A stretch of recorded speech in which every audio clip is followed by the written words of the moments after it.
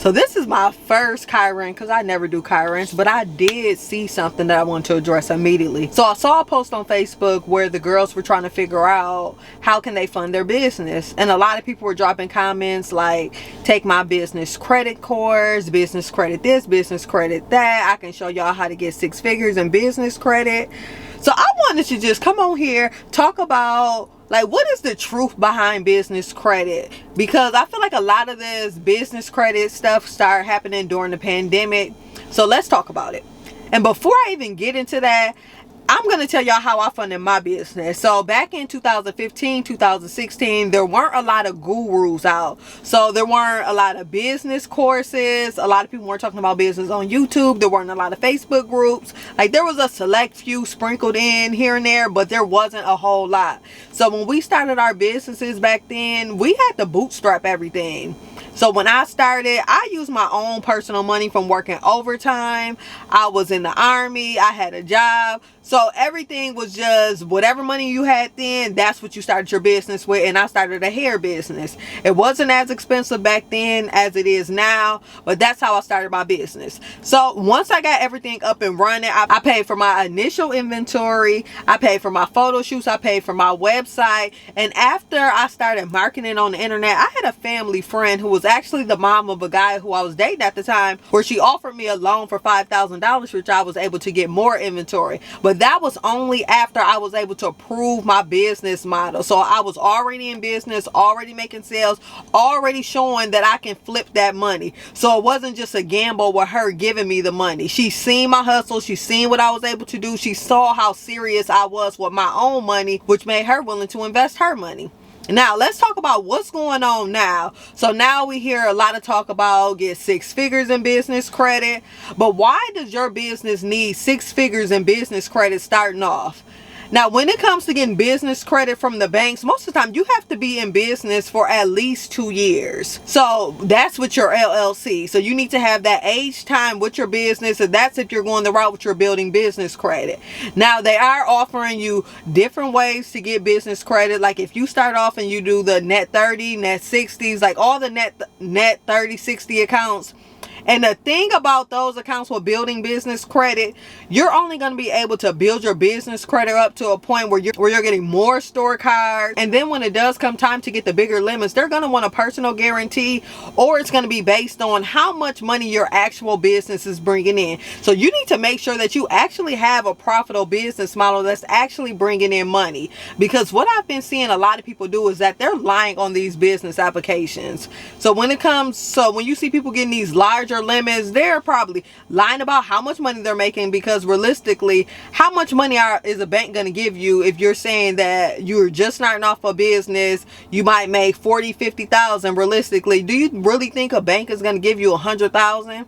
Like just pure business credit? No, you're going to have to actually prove that you're making some money versus on the personal side, your business side. So there's a lot of factors that go into getting business credit, which leaves a lot of people stumped when it comes to their business of how they're actually going to get it funded.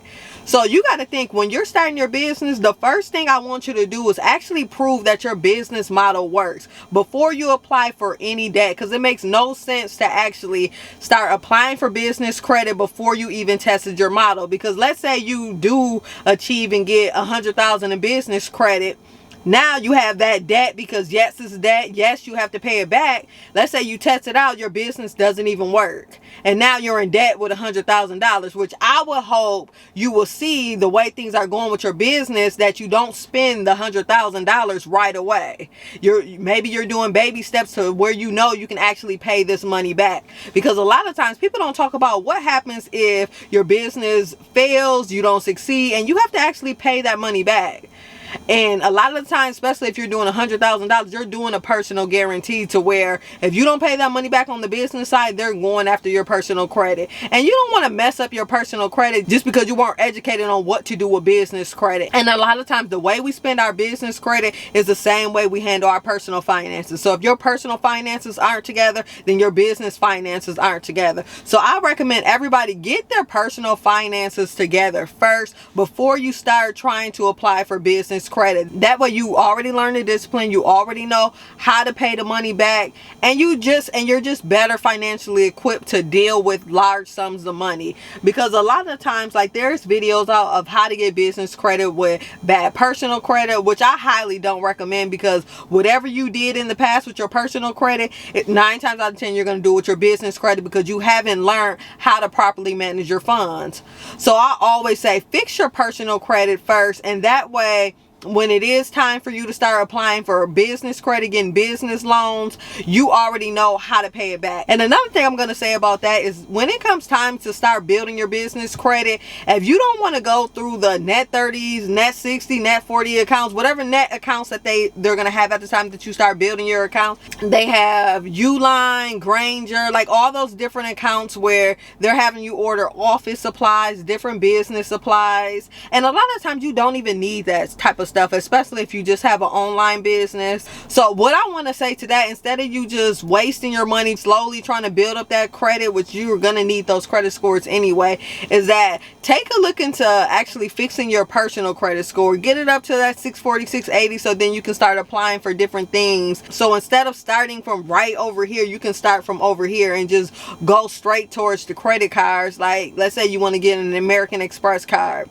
One of the things I love about the American Express card is you get travel points. So if you get the platinum business card, you get travel points. So a lot of times when you're swiping your cards, especially for all your business expenses, those points add up to where you can be able to get free hotel stays and free flights for any business trips you're doing if you want to do a personal trip. Well, I know a lot of people say American Express, Navy Federal, you can do the Chase, Capital One.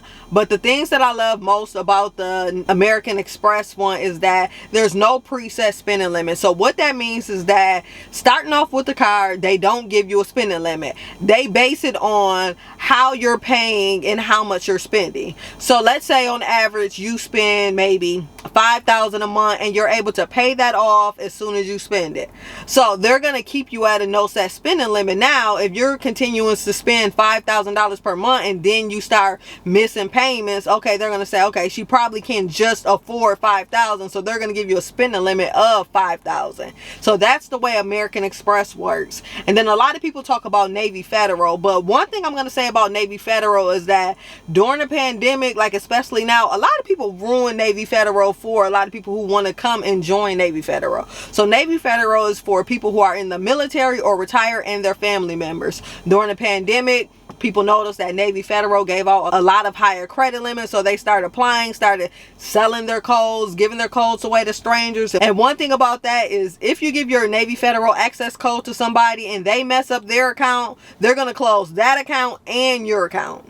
So be very mindful of who you give your Navy Federal code to. You don't want to mess up your business finances, because one thing about Navy Federal, sometimes the limits are higher that they give you, but it all just depends on your relationship with them, how much money you make on average. So just keep that in mind when it comes to applying for different business credit cards, which I always recommend. Whatever bank you start with, build a good relationship with them, so when it does come time for you to start asking for loans or credit, they already know that you're making money, you're paying. If you have any prior credit cards out, you're paying that on time, you're paying it off. So you want to start building those relationships, because that relationship is what's going to get you the higher limits as you continue to grow your business. Starting off, do you need it? Like, especially, it just depends on what type of industry you're in. So if you have, like during the pandemic, I say this a lot of the gurus were telling you to get business credit to do Turo and Airbnb. And as we've seen with all the news articles coming out, that Airbnb is not a good industry to invest in. So if you got business credit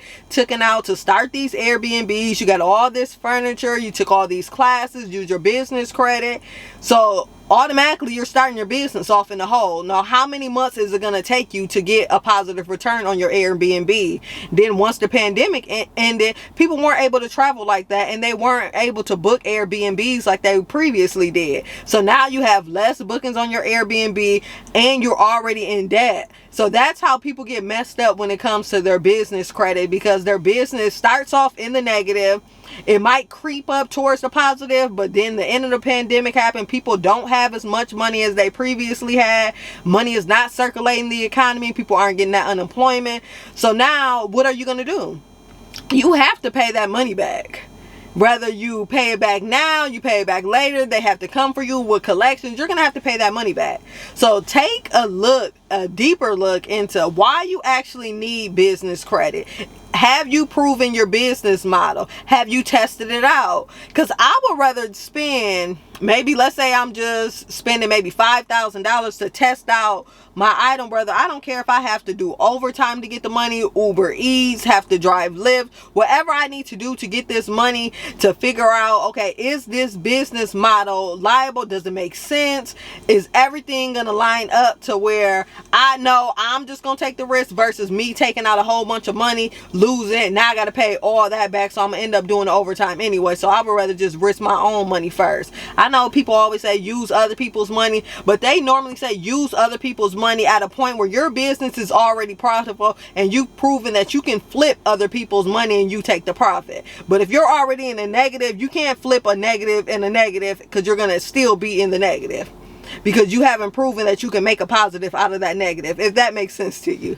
But yeah, that's my spiel on business credit, funding, why everybody is in a frenzy about it. And I'm just going to say this one last thing about funding is that I know a lot of people want you to apply for grants. One thing I'm going to say about grants is very competitive. So you're going to need to have your business plan and be able to prove why your business is competitive, why they should lend you the money, and is your business actually profitable. So you need to be able to clearly explain those. And then when it comes to business funding, a lot of people are applying for those grants. Those grants are very competitive. Like, you might have a grant that said they have $20,000. What if 1,000 people apply? Is your business competitive enough to get that money out of the other people who are applying? That's why you see a lot of people say they help people fill out grant applications, because they know exactly what to say. They know how to frame things. They know how to make your business sound competitive. But then again, that's a service, a very specialized service that you're going to have to pay for as well. And I would recommend paying for that out of your pocket. Don't take out business credit to pay somebody for their grant funding class. Just focus on doing whatever it is you have to do on your end to cover your business expenses until your business is profitable. But yeah, so that's my spiel on that. And yeah, and if y'all like more videos like this, drop that in the comment section below. If you want to follow me, subscribe to my channel. You can follow me on all my social media channels. I am Destiny Adams on pretty much everything. And yeah, stay tuned for the next video. Peace.